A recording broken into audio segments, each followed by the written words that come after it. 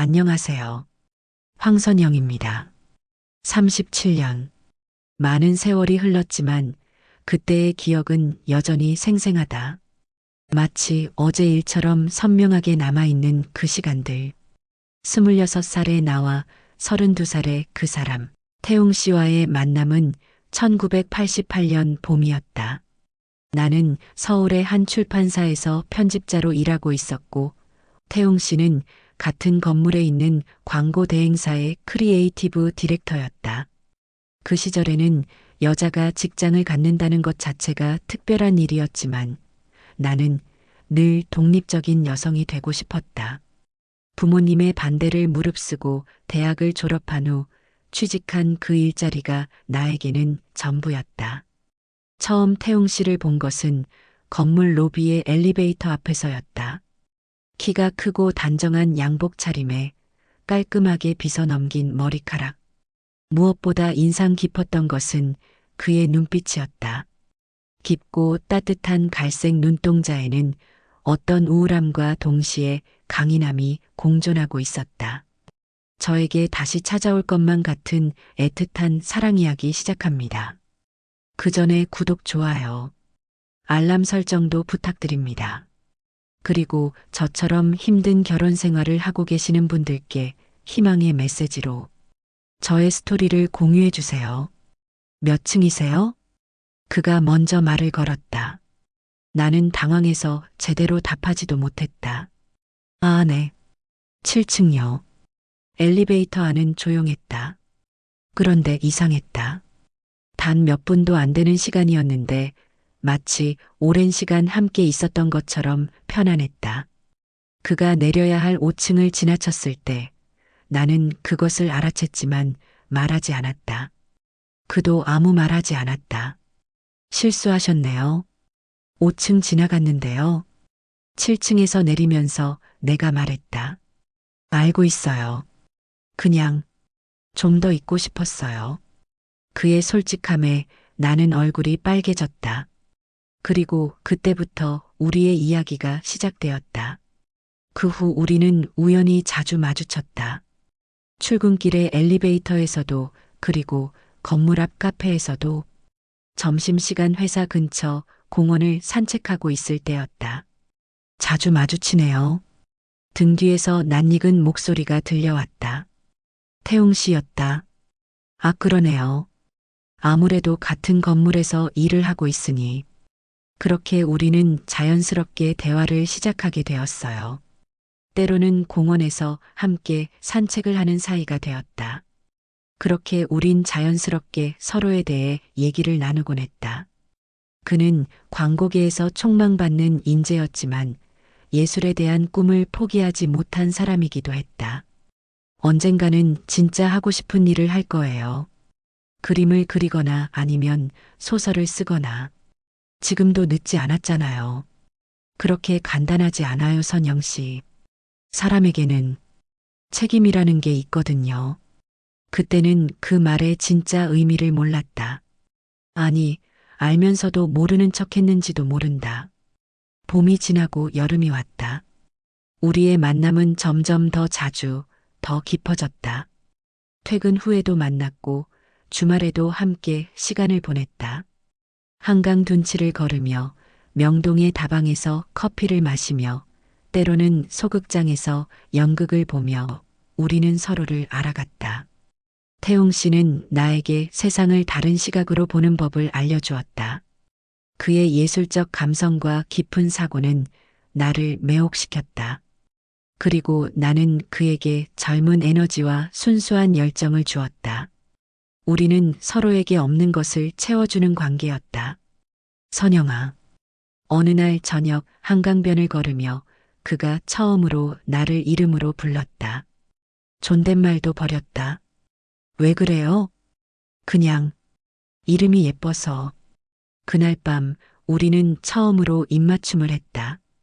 강물이 흐르는 소리와 멀리서 들려오는 자동차 소음, 그리고 우리의 심장 박동 소리만이 그 순간을 채우고 있었다. 그 후 몇 주 동안은 정말 행복했다. 나의 작은 아파트이지만 그곳에서 우리는 깊은 사랑을 나누었다.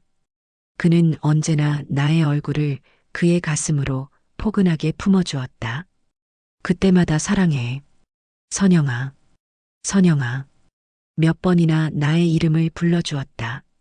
자꾸 부르고 싶다며. 그러면서 우린 더없이 서로를 깊숙이 받아들였다. 그의 손길은 부드럽게 너의 모든 곳을 기억하고 싶어. 그렇게 나의 모든 곳을 더듬어 쓸어내려갔다. 마치 깨질까봐, 터져 사라질까봐 아주 조심스럽게. 그런 태웅 씨가 고마웠고, 나 또한 그의 모든 것을 느끼고 싶어 전신을 손으로 느꼈다. 그의 단단한 근육들, 그 모든 것을 내 손으로 느끼고 싶었다. 사랑에 퐁당 빠진 여자의 얼굴로 나는 매일을 살았다. 동료들도 알아챌 정도로 나는 달라져 있었다. 태웅 씨도 마찬가지였다.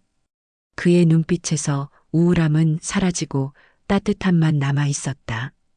우리는 미래를 꿈꾸기 시작했다. 작은 집을 얻어 함께 살며 그는 예술 활동을 하고 나는 프리랜서 편집자로 일하는 그런 삶을. 소박하지만 진실한 사랑이 있는 삶을. 하지만 현실은 꿈보다 훨씬 잔인했다. 8월의 어느 무더운 날이었다. 태웅 씨가 평소와 다르게 침울한 표정으로 나타났다. 우리는 말없이 한강변으로 갔다. 선영아, 나 할 말이 있어. 그의 목소리는 떨리고 있었다. 뭔데? 무슨 일 있어요? 나 사실은 결혼했어. 순간 세상이 멈춘 것 같았다. 귓가에서 윙윙거리는 소리만 들렸다. 뭐라고요? 결혼한 지 5년 됐어. 딸도 둘 있고. 나는 그 자리에 주저앉고 싶었다. 하지만 그럴 수도 없었다. 자존심이라는 게 있었으니까. 왜 지금 말해? 처음에는 말할 기회를 놓쳤어. 그리고 너를 만나고 나서는 말할 수가 없었어. 너무 행복했거든. 그럼 나는 뭐야? 나는 뭐가 되는 거야? 목소리가 떨렸다. 울음이 터질 것 같았지만 참았다. 미안해. 정말 미안해. 아내와는 양가 부모님으로 사랑하지도 않은데 결혼을 해야만 했어. 부모님께 실망시켜 드릴 수 없었고 아들을 원하셔서. 그런데 딸이 더 이상 사랑 없는 결혼 생활에 지쳐 있는데 널 만난 거야. 넌 나에게 삶의 활력을 주었어. 널 보고 있으면 항상 곁에 두고 싶어. 어디 있을까? 뭘 할까? 자고 있을까? 어떤 얼굴로 잘까? 하품하는 모습도 나에겐 예뻐 죽겠어. 그런데 나의 이런 사정으로 널 붙잡고 있는 내가 이기주의라는 것 잘 알고 있어. 그냥 이대로 있으면 안 될까? 너만 허락한다면. 나도 내가 널 이렇게 사랑하게 될 거라는 것을 몰랐어. 너에게 빠져 헤어나질 못하고 있어. 난 지금 사랑이라고요? 사랑이 뭔지 알기나 해요? 그럼 난 어떡하라고? 당신 옆에서 그냥 그렇게 숨은 존재로 살아야 해요? 그게 날 사랑한다는 거예요? 아들 하나만 낳으면 부모님께 허락을 받을 수 있어. 싫어요. 난 그런 사랑. 나는 소리쳤다. 한강변에 있던 사람들이 우리를 쳐다봤지만 상관없었다. 선영아, 나 정말 너를 사랑해. 이건 거짓말이 아니야. 그럼 내가 아들을 낳으면 가정을 버릴 거예요? 두 딸을 버릴 거예요? 딸들이 가여워요. 그리고 그 아들을 진정으로 사랑해 줄 수 있어요? 그는 대답할 수 없었다. 우리 둘 다 알고 있었다. 그가 가정을 버릴 수 없다는 것을, 그럴 사람이 아니라는 것을. 그날 밤 나는 혼자 집으로 돌아왔다. 방에 홀로 앉아 밤새 울었다. 화가 났고 배신감이 들었고 무엇보다 슬펐다. 내 인생 첫사랑이 이렇게 끝나야 한다는 것이. 하지만 더 힘든 것은 그 후였다. 태웅 씨는 매일 나를 찾아왔다. 사과하고 설명하고 애원했다. 선영아, 나와 함께 가자. 우리 어딘가 멀리 가서 새로 시작하자. 당신 정말 그럴 수 있어? 아이들을 버리고? 나도 모르겠어. 하지만 너 없이는 살 수 없을 것 같아. 그 순간에 태웅 씨는 정말 진심이었다. 나도 알 수 있었다. 하지만 그렇기 때문에 더 힘들었다. 그의 진심이 진짜라면 결국 그는 평생 그 선택을 후회하며 살 것이었다. 그리고 나는 그런 그를 보며 죄책감에 시달려야 했다. 안 돼요. 결국 나는 거절했다. 우리 이렇게 끝내요. 선영아, 제발. 당신도 알잖아요. 이게 맞는 거라는 걸. 9월이 되자 나는 회사를 그만뒀다. 더 이상 그 건물에서 그와 같은 공간에서 일할 수 없었다. 부산에 있는 작은 출판사로 자리를 옮겼다. 서울을 떠나는 것이 그때는 유일한 해답 같았다. 마지막 날 태웅 씨가 역까지 따라왔다. 선영아, 나 평생 너를 잊지 못할 거야. 잊어야 해요. 우리 둘 다. 그럴 수 있을까? 그래야 해요. 기차가 출발했다. 창밖으로 보이는 태웅 씨의 모습이 점점 작아지다가 사라졌다. 나는 또 울었다. 이번이 정말 마지막이라는 생각에. 그로부터 37년이 흘렀다. 그 이후 나는 부산에서 2년을 보낸 후 다시 서울로 올라와 다른 남자와 결혼했다. 태웅 씨를 잊기 위해서였다. 하지만 그것은 시작부터 잘못된 선택이었다. 사랑하지 않는 사람과의 결혼이 행복할 리 없었다. 37년 동안 나는 태웅 씨를 잊으려 노력했다. 하지만 완전히 잊을 수는 없었다. 가끔 비슷한 뒷모습을 보면 가슴이 뛰었고 그 시절 우리가 자주 들었던 노래가 흘러나오면 눈물이 났다. 그리고 지금 나는 다시 그를 만나게 되었다. 37년 만에. 운명이라는 게 정말 있는 걸까? 아니면 그저 우연일 뿐일까? 어쨌든 우리는 다시 만났다. 머리가 희끗해지고 얼굴에 주름이 생긴 모습으로. 하지만 그 눈빛만은 여전했다. 37년 전 그 따뜻한 갈색 눈동자. 그때의 우리는 어리고 순수했다. 사랑하면 모든 것이 해결될 줄 알았다. 하지만 이제는 안다. 사랑만으로는 부족하다는 것을. 하지만 동시에 이것도 안다. 사랑 없이는 아무것도 의미 없다는 것을. 37년이라는 긴 세월 동안 우리 각자 다른 삶을 살았다. 나는 실패한 결혼 생활을 끝내고 이제서야 진정한 나 자신을 찾아가고 있다. 그는 그의 이야기도 들어봐야겠지만 분명 쉽지 않은 시간들을 보냈을 것이다. 이제 우리에게 다시 기회가 주어졌다. 두 번째 기회. 이번에는 어떤 선택을 해야 할까? 37년 전의 실수를 반복하지 않으려면 무엇을 해야 할까? 답은 아직 모르겠다. 하지만 한 가지는 확실하다.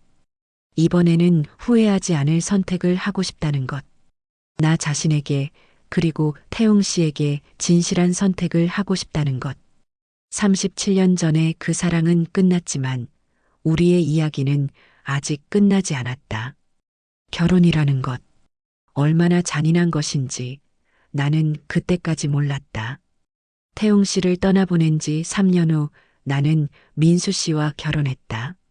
30살이 되어가는 나에게 주변에서는 이제 정말 때가 됐다며 재촉했다. 부모님도 친구들도 심지어 나 자신도 그렇게 생각했다.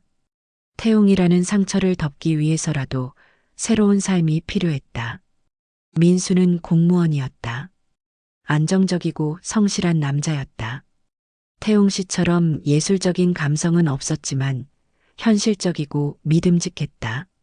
적어도 처음에는 그랬다. 신혼 초기 몇 년은 그럭저럭 평범했다. 2년 후 딸 지혜를, 그 2년 후에 아들 지훈을 낳았다. 아이들이 생기면서 나는 육아와 가사에 매달렸다. 태웅 씨에 대한 생각을 할 겨를도 없이 바쁜 일상이 이어졌다. 하지만 결혼 7년째 되던 해부터 민수 씨가 변하기 시작했다. 아니, 원래의 모습을 드러내기 시작했다고 해야 할까? 첫 번째 폭력은 지훈이가 감기에 걸려 열이 많았을 때였다. 야간 응급실을 가야 하는데 운전을 부탁했더니 갑자기 화를 버럭 내면서 일하고 온 사람한테 꼭 이런 걸 시켜야 하겠어? 민수 씨가 갑자기 나에게 손을 올렸다. 내가 애를 제대로 안 봐서 그런 거 아니야. 뺨이 화끈거렸다. 아이들이 그 모습을 봤다. 지혜가 울음을 터뜨렸다. 여보, 아이들 앞에서 이러면. 닥쳐. 내가 뭘 잘했다고. 그날 밤 나는 아이들을 재우고 나서 혼자 울었다. 이것이 내가 꿈꾸던 결혼 생활인가? 이것이 내가 태용 씨를 포기하고 선택한 삶인가? 그 후로 민수 씨의 폭력은 점점 심해졌다. 처음에는 가끔 술을 마셨을 때만이었다. 하지만 나중에는 사소한 일로도 화를 냈다. 밥이 늦었다고, 집이 더럽다고, 아이들이 시끄럽다고. 더 견디기 힘든 것은 그의 외도였다. 민수는 자신의 바람기를 숨기려 하지도 않았다. 오히려 당연한 것처럼 여겼다. 남자가 밖에서 힘든 일 하는데 이런 것쯤은 이해해야 하는 거 아니야? 그리고 남자가 외도를 하는 데는 여자에게도 책임이 있다는 건 몰라. 내가 날 만족시켜준다면 내가 왜 밖에서 맴돌아? 때론 새 여자가 안고 싶을 때가 있다고. 매력적인 이해? 무엇을 이해하라는 걸까? 그런 민수 씨의 폭력적인 말투에 난 견딜 수가 없었다. 사실은 민수 씨와의 부부 생활은 나에게는 지옥과도 같았다. 마치 짐승 같은 관계를 원하는 그는 남편이 아닌 늑대와도 같았다. 너무 힘들어 수도 없이 거부를 했던 나이기에 원인을 제공한 것 사실이었다. 난 도무지 상대할 수 없는. 그는 그런 상대를 찾아 바람을 피웠던 걸까? 그럴 때마다 태웅 씨가 그리웠다. 소중하게 그는 나에게. 결혼 14년째 되던 해 나는 처음으로 죽음을 생각했다. 그날도 민수 씨는 술에 취해 돌아와 나에게 주먹을 휘둘렀다. 이번에는 갈비뼈가 부러졌다. 병원에 갔을 때 의사가 의심스러운 눈빛으로 나를 봤지만 나는 계단에서 넘어졌다고 거짓말했다. 집으로 돌아와 아이들의 잠든 얼굴을 보면서 생각했다. 이렇게 사는 게 정말 살아있는 건가? 이런 아빠 밑에서 자라는 아이들에게 과연 좋은 것일까? 그날 밤 나는 베란다에 서서 아래를 내려다봤다. 12층 높이였다. 한 발짝만 내디디면 모든 고통이 끝날 것 같았다. 엄마, 뒤에서 지혜의 목소리가 들렸다. 12살 된 딸이 잠옷 차림으로 서 있었다. 왜 안 자니? 엄마가 없어서. 무서워서요. 그 순간 나는 깨달았다. 내가 죽으면 이 아이들은 어떻게 될까? 민수 혼자 아이들을 제대로 키울 수 있을까? 나는 베란다에서 돌아섰다. 죽을 수는 없었다. 아이들 때문에. 그 후로도 죽음의 유혹은 몇 번 더 찾아왔다. 1998년에는 수면제를 많이 먹기도 했다. 하지만 마지막 순간에 지훈이가 엄마 어디 아파요? 라고 물으며 내 이마에 손을 올렸을 때 나는 다시 살아야겠다고 생각했다. 세월이 흘렀다. 아이들은 성장했고 나는 조금씩 변해갔다. 더 이상 민수의 폭력을 당하고만 있지 않았다. 맞받아치지는 못해도 피하는 법은 배웠다. 아이들을 보호하는 방법도 터득했다. 지혜가 고등학교에 들어갔을 때였다. 딸이 내게 말했다. 엄마, 왜 이렇게 살아요? 이혼하면 안 돼요? 지혜야, 그런 말 하는 게 아니야. 저 아빠 싫어요. 엄마한테 그렇게 하는 아빠 싫다고요. 아이가 다 알고 있었다. 내가 숨기려고 애썼지만 아이들은 다 보고 있었다. 조금만 기다려. 너희가 다 크면. 그때부터 나는 구체적으로 계획을 세우기 시작했다. 아이들이 성인이 되면 이혼하겠다고. 그때까지는 참겠다고. 언젠가 홀로 서기를 해야 했기에. 난 언제든지 일을 시작할 수 있는 준비를 하나하나 해나가고 있었다. 2003년 지혜가 대학에 입학했다. 지훈이도 고등학교 2학년이 되었다. 조금만 더 기다리면 된다고 생각했다. 하지만 그해 가을 결정적인 사건이 일어났다. 민수가 또 다른 여자와 바람을 피우고 있다는 것을 알게 되었다. 이번에는 심지어 그 여자가 임신까지 했다는 소식이었다. 당신, 이번에는 정말 선을 넘었어요. 뭐가 선을 넘었어? 남자가 그럴 수도 있는 거지. 그 여자 임신했다면서요? 그게 뭐 어쨌다고? 나는 책임질 생각 없어. 그 순간 나는 더 이상 참을 수 없었다. 이런 무책임한 남자와 함께 사는 것이 과연 아이들에게 좋은 일일까? 이런 아버지를 보며 자라는 것이 교육적일까? 이혼해요. 뭐라고? 이혼하자고 했어요. 민수는 처음에는 웃었다. 그러다가 내가 진심이라는 것을 알고는 화를 냈다. 내까짓게 뭘 할 수 있다고?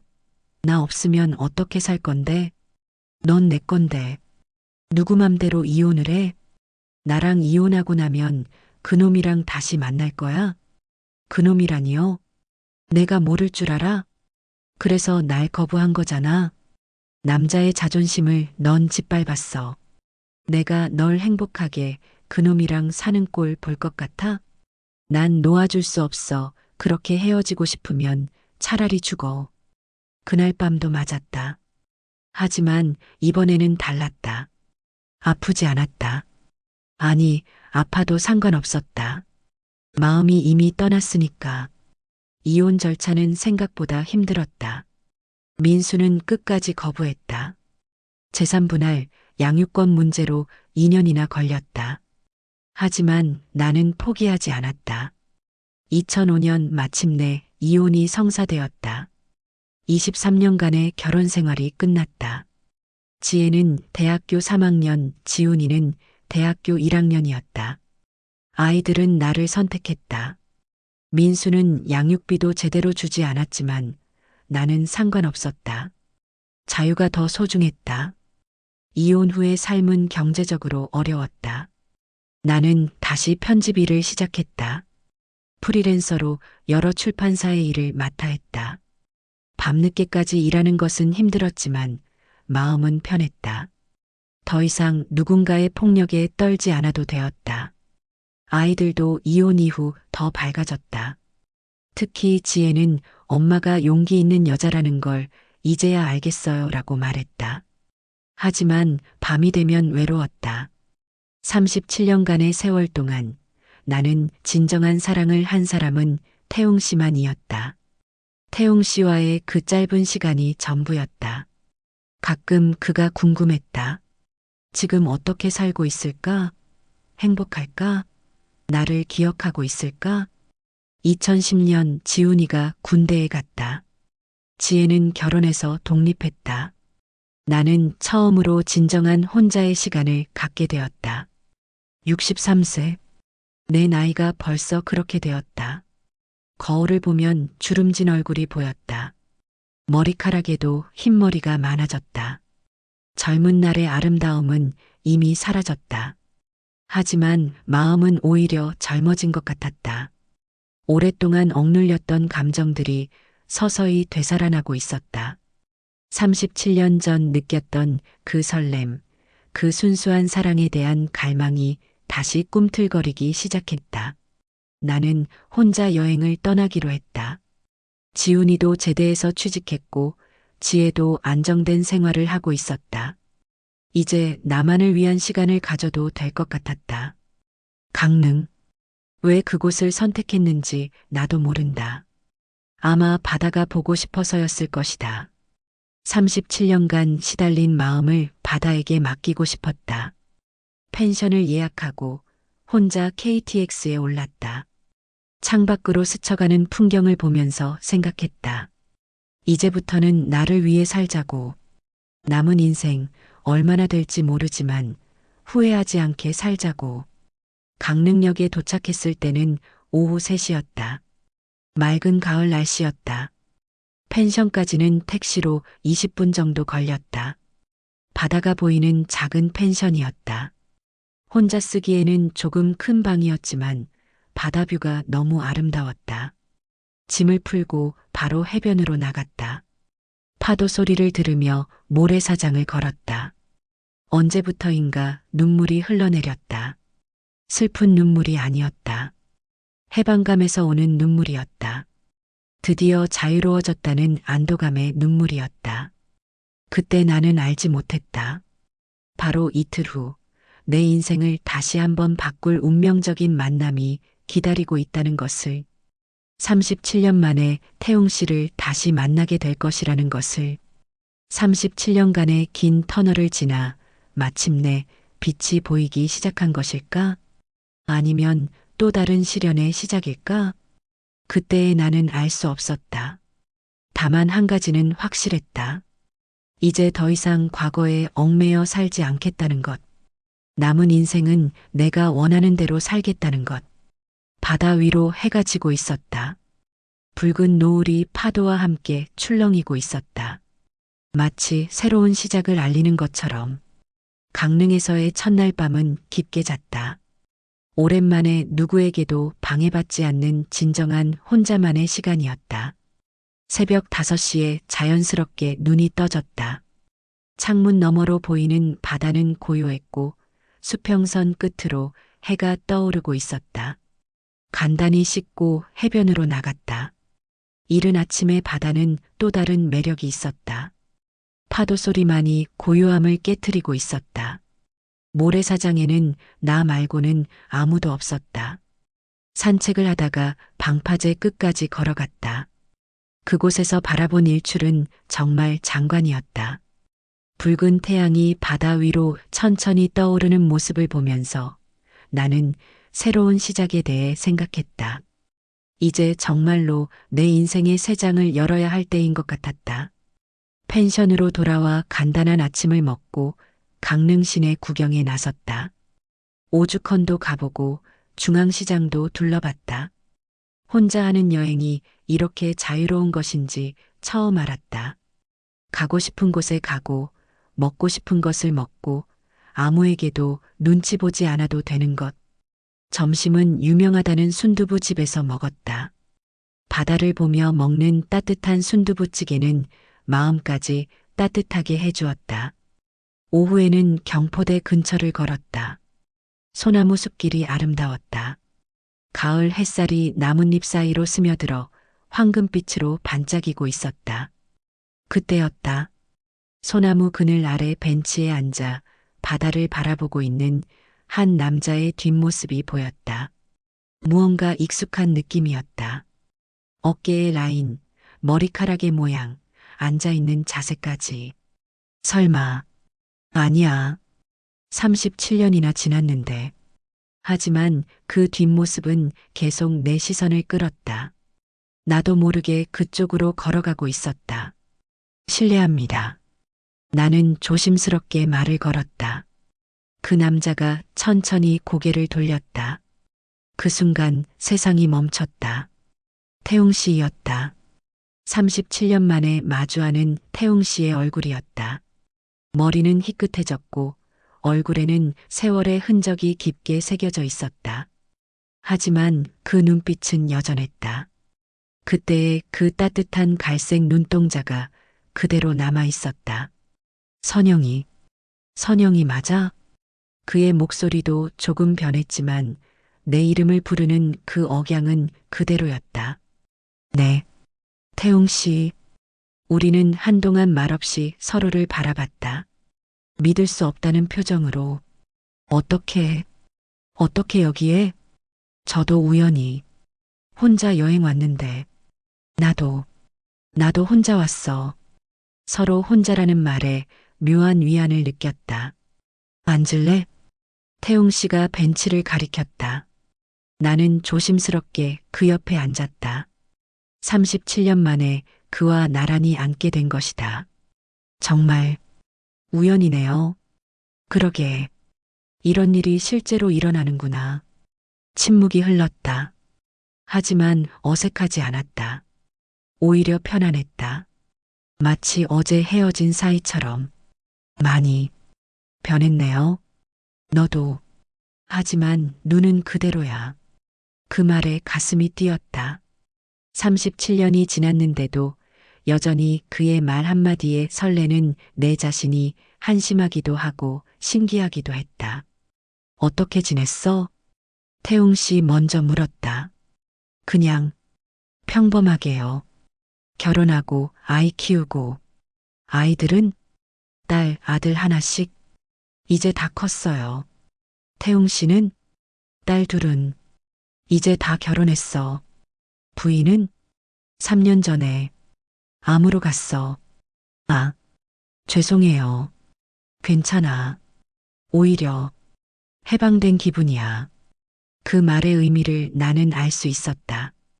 그도 행복하지 않은 결혼 생활을 했다는 것을. 너는? 남편은 이혼했어요. 10년 전에. 그랬구나. 또다시 침묵이 흘렀다. 하지만 이번에는 무거운 침묵이었다. 서로의 지난 세월이 그리 행복하지 않았다는 것을 확인한 후의 침묵이었기에.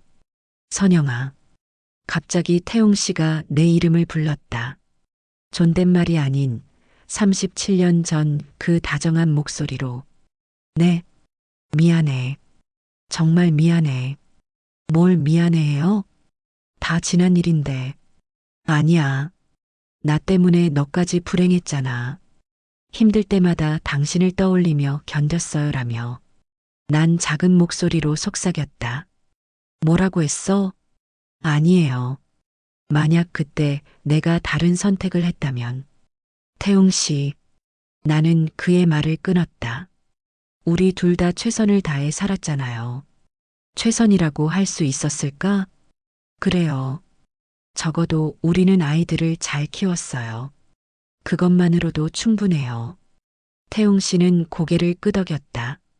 그래도 너를 보내고 나서 하루도 후회하지 않은 날이 없었어. 그래요? 저도 그랬어요.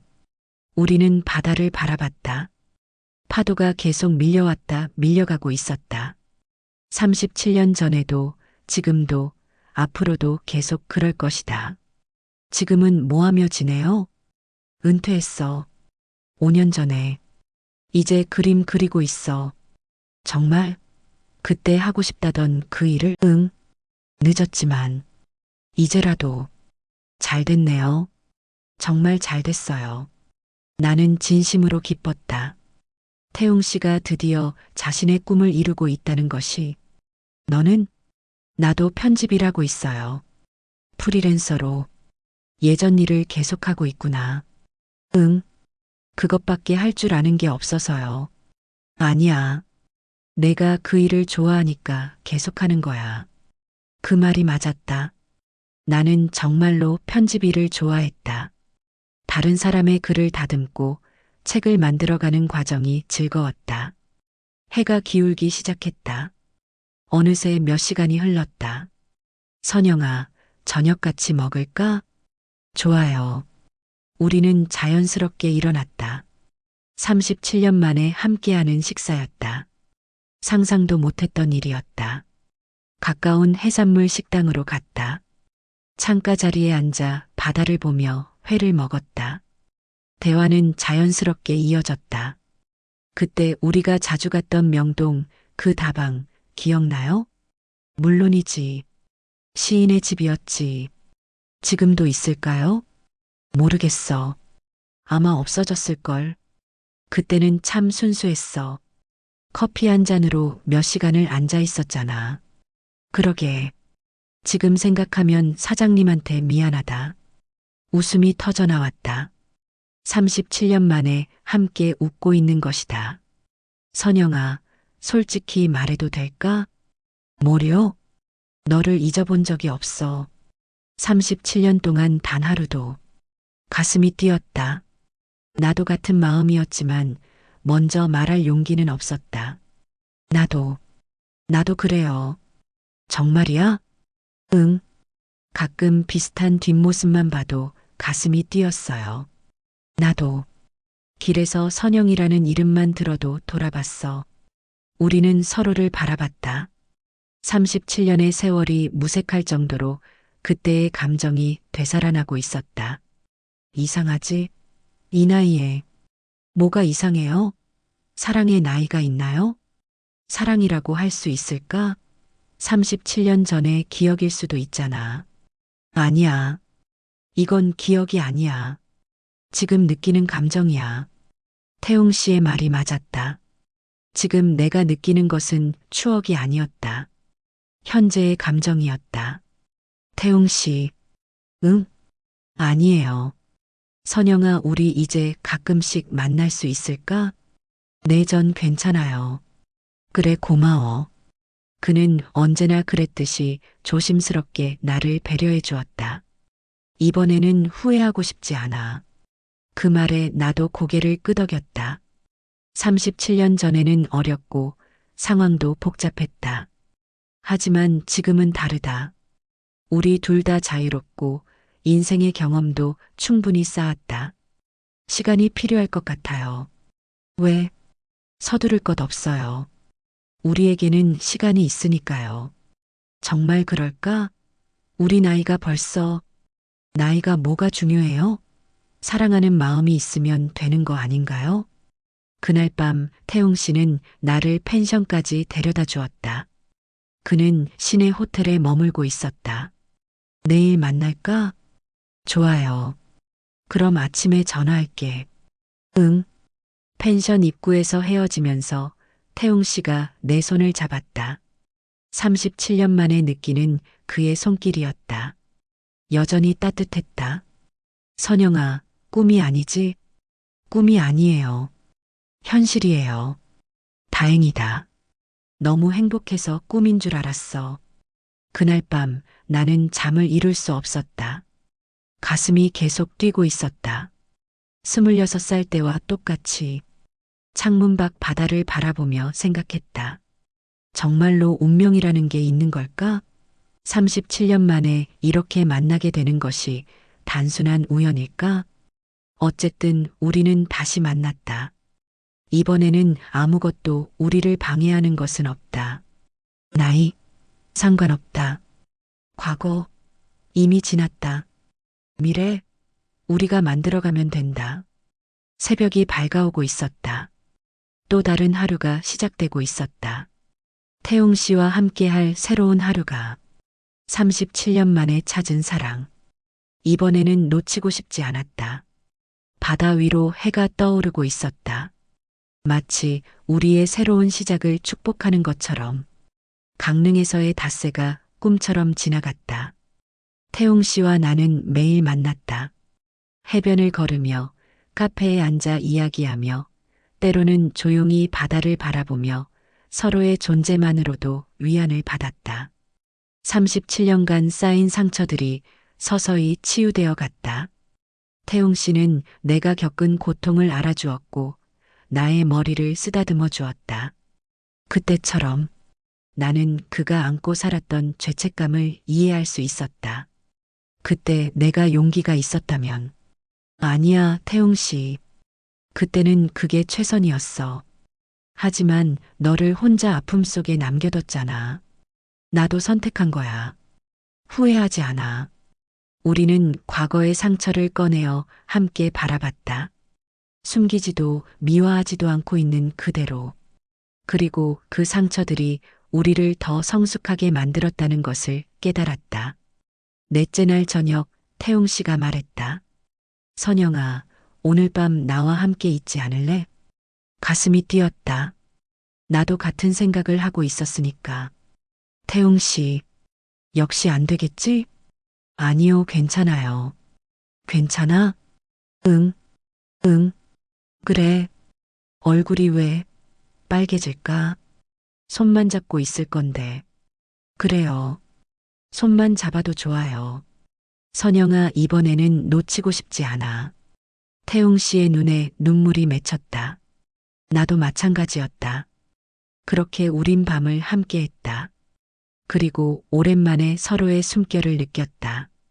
그는 여전히 부드러웠고 마지막 순간에는 나의 머리를 그의 가슴에 꼭 끌어안으면서 얼마나 그리웠는 줄 알아? 너의 이 냄새가. 난 거의 아내를 안지 않았어. 아니, 안을 수가 없었어. 너에게 배신을 하는 것 같아서. 내 눈에서는 눈물이 흘렀다. 태웅 씨가 그 눈물에 입을 맞추어 주었다. 이젠 이렇게 함께 있자. 어디에도 가지 마. 알았지? 난 가슴이 벅찼다. 이게 꿈이 아닐까? 꿈이라면 깨고 싶지 않았다. 마지막 날 아침, 우리는 일출을 함께 봤다. 수평선 위로 떠오르는 태양을 바라보며 새로운 시작을 다짐했다. 37년을 기다렸으니 이제 행복할 자격이 있지 않을까? 있어. 충분히 있어. 우리의 사랑은 젊은 날의 그것과는 달랐다. 열정적이기보다는 깊고 급하기보다는 차분했다. 하지만 그래서 더 소중했다. 서울로 돌아와서도 우리는 매일 만났다. 태웅 씨는 자신의 작은 작업실을 보여주었고 나는 내가 작업하는 공간을 소개했다. 서로의 일상 속으로 자연스럽게 스며들어갔다. 아이들에게 태웅 씨를 소개할 때가 가장 떨렸다. 하지만 지혜와 지훈 모두 나의 선택을 지지해 주었다. 엄마가 행복하시면 저희도 좋아요. 지혜의 말에 눈물이 났다. 태웅 씨의 딸들도 마찬가지였다. 아버지가 다시 사랑을 찾았다는 것을 기뻐해 주었다. 6개월 후 우리는 작은 집을 얻어 함께 살기 시작했다. 결혼식은 하지 않았다. 나이도 나이고 형식보다는 마음이 중요했다. 태웅 씨는 매일 그림을 그렸고 나는 그 옆에서 원고를 편집했다. 어느새 그런 내 모습을 스케치해서 그의 SNS에 올려져 있었다. 나의 천사라고. 행복했다. 나에게도 그는 천사였다. 저녁이면 함께 산책을 하고 주말에는 전시회나 공연을 보러 다녔다. 젊은 연인들처럼 데이트를 즐겼다. 이런 평범한 행복이 이렇게 소중한 줄 몰랐어. 그러게. 37년을 돌아온 거네. 때로는 과거에 대한 아쉬움이 들기도 했다. 만약 더 일찍 만났다면, 함께 아이들을 키우고 늙어갔다면 어땠을까 하는. 하지만 그런 생각은 오래가지 않았다. 지금이 우리에게는 가장 완벽한 시간이었다. 모든 것을 잃고 나서야 진짜 소중한 것이 무엇인지 알게 된 것처럼. 1년 후 태웅 씨가 첫 개인전을 열었다. 작품 중에는 내 초상화도 있었다. 37년 전의 나와 지금의 나를 함께 그린 그림이었다. 시간은 많은 것을 변화시키지만 사랑만은 그대로구나. 그림을 보며 태웅 씨가 말했다. 우리의 사랑이 증명하고 있어. 이제 우리는 70대가 되어 간다. 남은 시간이 얼마나 될지 모른다. 하지만 두렵지 않다. 함께 있으니까. 37년을 기다린 사랑. 이제야 진짜 시작인 것 같다. 선영아. 태웅 씨 우린 손을 꼭 잡았다. 이젠 놓지 말자. 그래요, 절대로. 우리의 다시 시작한 사랑 어떠신가요? 응원해 주실 수 있으신가요? 마지막으로 응원 메시지 댓글로 올려주세요. 그리고 구독, 좋아요 눌러주심 앞으로 살아가는데 힘이 될 것 같아요. 지인들께도 공유를 해주세요. 다음에 저의 삶의 이야기 계속해서 들려드릴게요.